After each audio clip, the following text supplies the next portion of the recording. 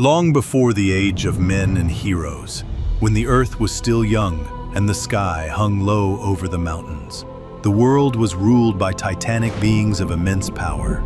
These were the Titans, children of Gaia, the earth, and Uranus, the sky. They were vast and eternal, and their dominion over the cosmos seemed unchallenged, until the whisper of fate stirred the wind. Uranus, proud and distant, looked down upon Gaia with suspicion. She birthed children of incredible power, some beautiful, some monstrous. Uranus feared their strength, especially the Hecatoncheires, with their 100 hands and 50 heads, and the Cyclopes with a single burning eye. He sealed them away in the darkest bowels of the earth, deep within Tartarus, against Gaia's desperate protests. Gaia, burdened by the pain of holding her imprisoned children within her very body, turned bitter. She called to her remaining children, the Titans, to rise against their tyrannical father. Only Cronus, the youngest and most cunning, dared answer her plea. "I will do it," he said, "not for love of you, mother, but for power of my own." Gaia fashioned for him a great sickle of adamant, sharp enough to slice through the very fabric of the heavens.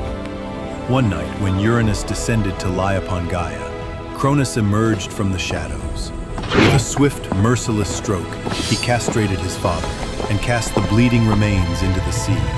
The sky screamed and receded.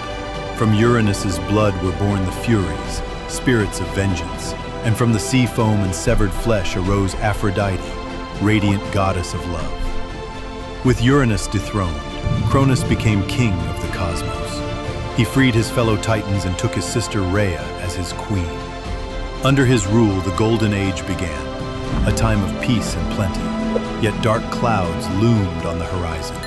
Uranus's last breath had not been in silence. "You too will be overthrown," he had cursed Cronus, "by your own son as you have overthrown me." Cronus grew paranoid.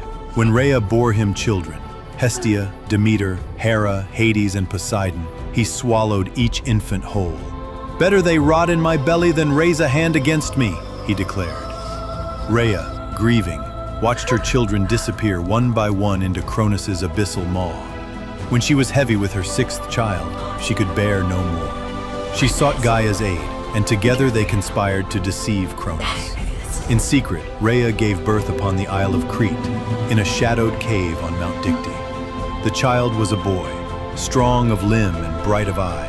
She named him Zeus.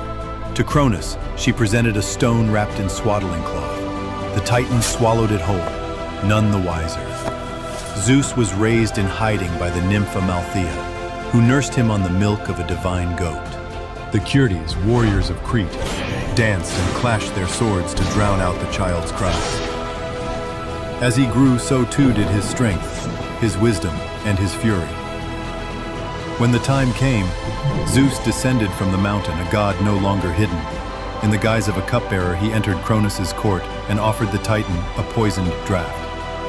Cronus drank greedily and vomited forth Zeus's 5 siblings in the stone.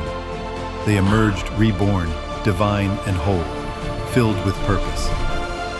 Together, they rose in rebellion. Zeus, Poseidon, and Hades led the charge, but Cronus summoned the Titans. And thus began the Titanomachy, a war of gods and giants, a war that would shake heaven and earth for 10 long years.